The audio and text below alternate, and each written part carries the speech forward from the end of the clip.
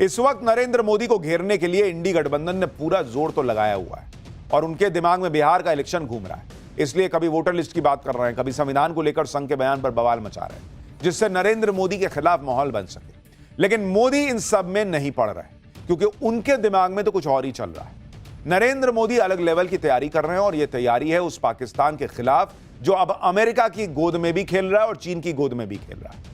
America और चीन की गोद में बैठकर पाकिस्तान को लग रहा है कि वो नरेंद्र मोदी के नए भारत से बच जाएगा, लेकिन बॉस ऐसा होने वाला नहीं है, क्योंकि नरेंद्र मोदी ने भी पूरी तैयारी की हुई है।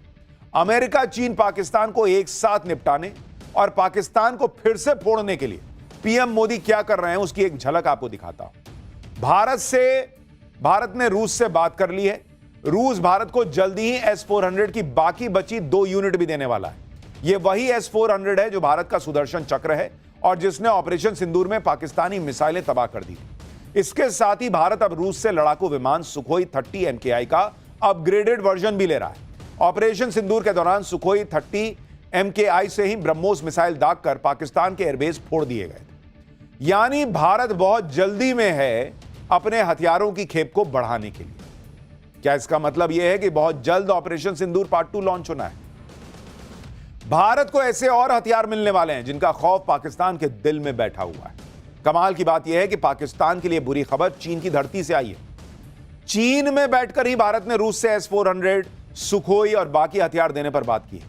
रूस से ताजा बातचीत में भारत और कौन कौन से हथियार ले रहा है, चीन में भारत और रूस की दोस्ती को देखकर कैसे जिनपिंग की टेंशन बढ़ गई होगी, यह सब आज आपको बताने वाला हूं। साथ ही ट्रंप का चैप्टर भी खोलूंगा, कैसे हाल के कुछ दिनों में दूसरी बेइज्जती हुई है उनकी, और कौन सा लश्कर का नया आतंकी मारा गया है यह भी आपको दिखाऊंगा।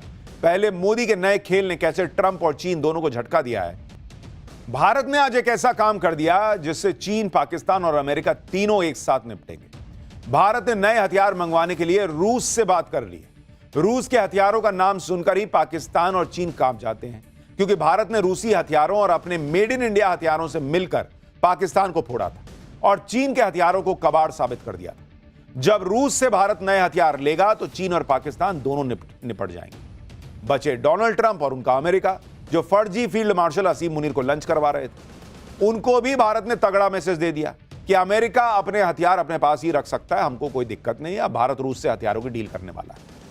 आज चीन में SCO मीटिंग के इतर भारत के रक्षा मंत्री राजनाथ सिंह ने रूस के रक्षा मंत्री से मुलाकात की। इस बातचीत में रक्षा मंत्री राजनाथ सिंह ने S-400 की जल्द से जल्द डिलीवरी पर जोर दिया।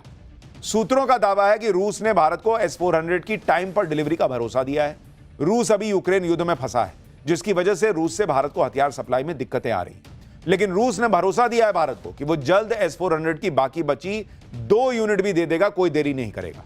साल 2018 में भारत ने रूस से S-400 की 5 स्क्वाड्रन खरीदने की डील की थी।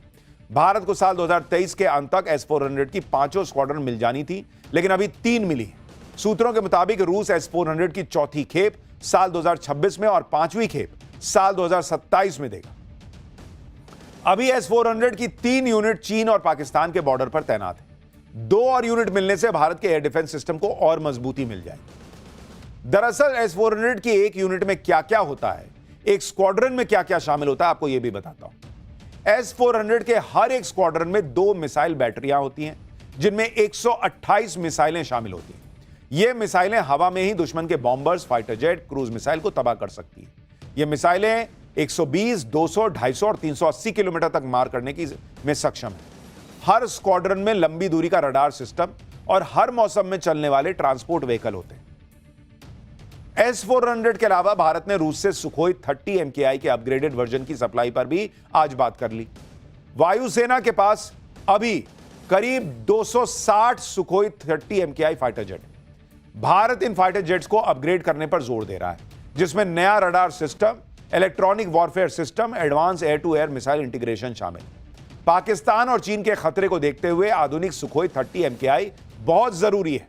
सुखोई 30 MKI भारतीय वायुसेना का शक्तिशाली और मल्टी रोल लड़ाकू विमान है। पिछले साल ही भारत ने सुखोई को सुपर सुखोई बनाने की योजना शुरू की। इस योजना पर मोदी सरकार 63,000 करोड़ रुपए खर्च कर रही है। इसमें 84 सुखोई 30 MKI फाइटर जेट्स को अपग्रेड कर सुपर सुखोई बनाने पर काम हो रहा है। भारत और रूस की बातचीत में S-400 और सुखोई के अलावा बाकी हथियारों पर भी बात हुई। बैठक में भारत ने एयर टू एयर मिसाइलों के उत्पादन को लेकर बड़ी सहमति बनी। ऑपरेशन सिंदूर के बाद होने वाली इस बड़ी बैठक को रक्षा मंत्रालय ने हाल के समय की सबसे अहम द्विपक्षीय बैठक बताया। बैठक में मिलिट्री हार्डवेयर के सप्लाई में तेजी लाने पर भी जोर दिया गया। रूस की तरफ से पहलगाम आतंकी हमले की निंदा भी की गई। इधर भारत पाकिस्तान को फोड़ने के लिए हथियारों की डील पे डील कर रहा है। उधर पाकिस्तान में आतंकी इसी डर में जी रहे हैं कि पता नहीं भारत कब हमला कर दे। दूसरों को खौफ में डालने वाले आतंकी खुद पाकिस्तान में सुरक्षित फील नहीं कर रहे। आज ही पाकिस्तान में एक और आतंकी को टपका दिया गया है। फिर से किसी अज्ञात हमलावर ने लश्कर के आतंकी को टपका दिया। इस आतंकी का नाम शौकत है। इसके बारे में दावा है कि यह लश्कर तैयबा का फाउंडर मेंबर था। शौकत लश्कर के एक और फाउंडर मेंबर अब्दुल रहमान मक्की का सबसे करीबी था। शौकत मुरीद के आतंकी कैंप में घोड़ों की देखभाल करता था और आतंकियों को ट्रेनिंग देता था। फिर से एक आतंकी को निपटाकर अब पाकिस्तान को कड़ा मैसेज दे दिया गया है, क्योंकि पाकिस्तान अमेरिका और चीन के दम पर फूलकर फिर से अपनी आतंकी फैक्ट्री को चलाने में जुटा हुआ है। पाकिस्तान को लगता है कि अमेरिका और चीन उसके साथ हैं और इसलिए उसका कोई कुछ बिगाड़ नहीं पाएगा। लेकिन पाकिस्तान को पता नहीं कि नरेंद्र मोदी की नजर इस वक्त पाकिस्तान पर ही है। वो इंतजार कर रहे हैं कि पाकिस्तान गलती करे और इस बार फिर ठोकेंगे पहले से भी तगड़ा, और पाकिस्तान सीधा कब्र में नजर आएगा।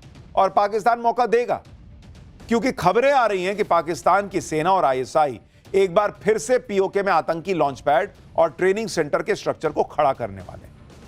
लेकिन आतंकियों को भारत के हमले का डर सता रहा है, इसलिए पाकिस्तान की सेना अब आतंकियों को भरोसा दे रही है कि उनके लिए हाईटेक ट्रेनिंग कैंप बनाए जाएंगे ताकि भारतीय एजेंसीज के सर्विलांस से बचा जा सके।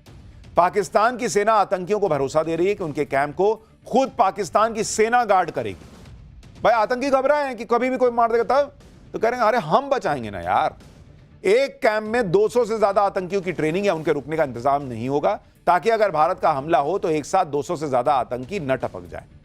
डरे हुए आतंकियों को फिर से ट्रेनिंग कैंप में लाने के लिए बहावलपुर में कुछ दिन पहले ही पाकिस्तान की सेना और ISI ने आतंकियों के साथ बाकायदा एक मीटिंग की, जिसमें जैश-ए-मोहम्मद और लश्कर से जुड़े करीब 200 से ज्यादा आतंकी और कमांडर शामिल हुए।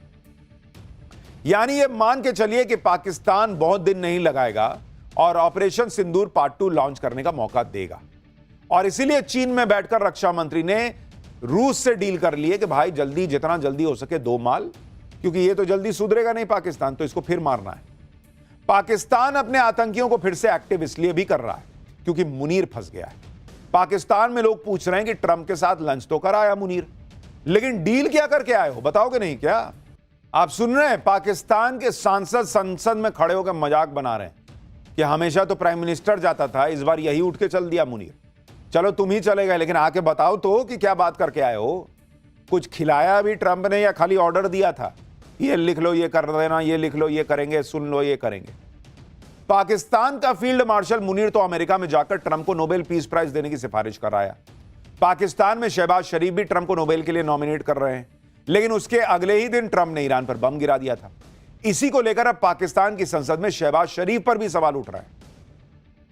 यानी पाकिस्तान के सांसद इस बात को लेकर भी पाकिस्तान की सरकार, वहां की सेना को एक्सपोज कर रहे हैं कि तुम तो मुसलमानों के साथ भी नहीं हो यार।